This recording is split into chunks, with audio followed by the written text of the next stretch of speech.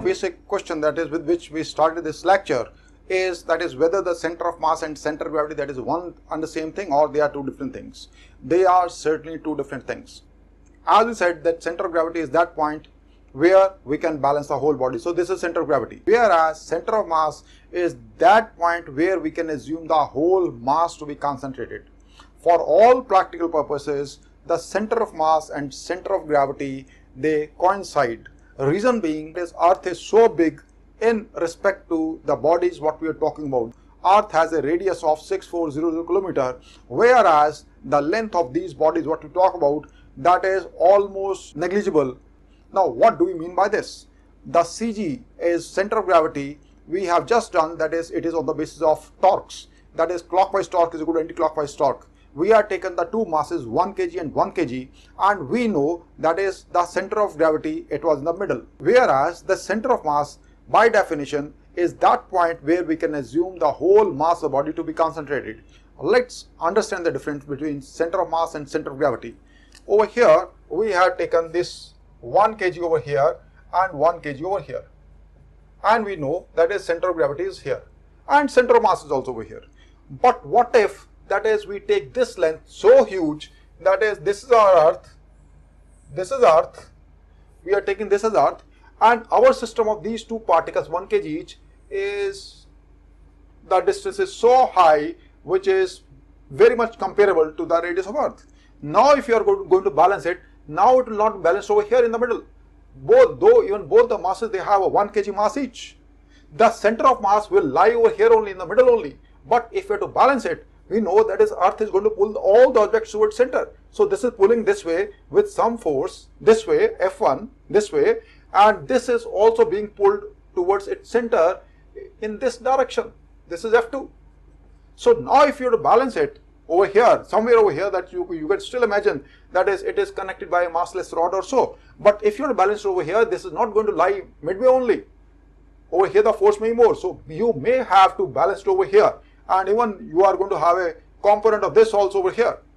So the center of gravity is going to change now, whereas center of mass, even in this case, this is still lies here only. That is where you can assume the whole mass to be concentrated.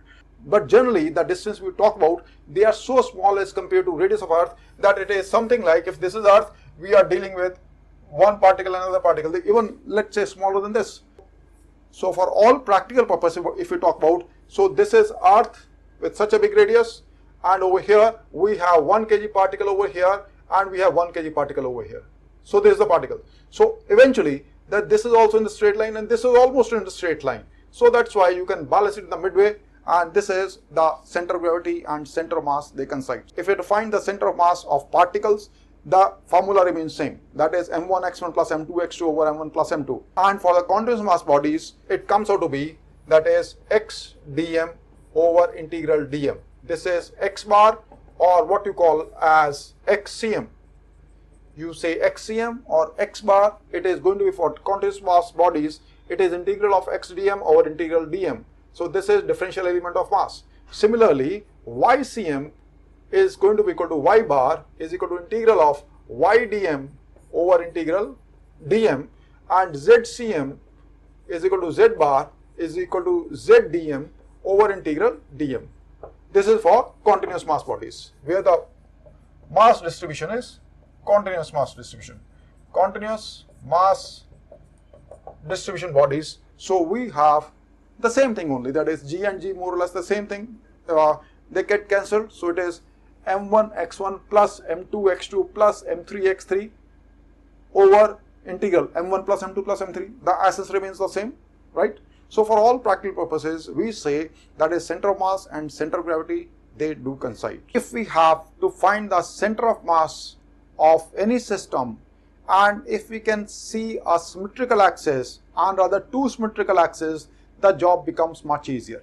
Like over here, if suppose we have a lamina, square lamina, do we have any axis symmetry? Yes, we have. We have plenty of axis symmetry.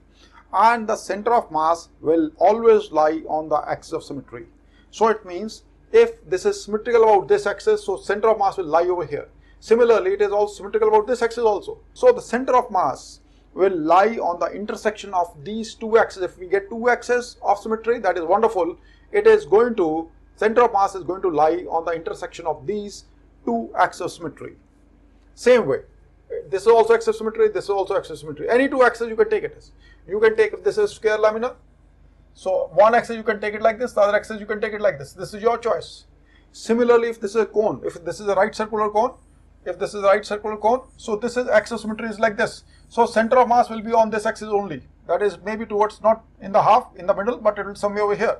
But the center of mass will lie on the axis of symmetry if it has one.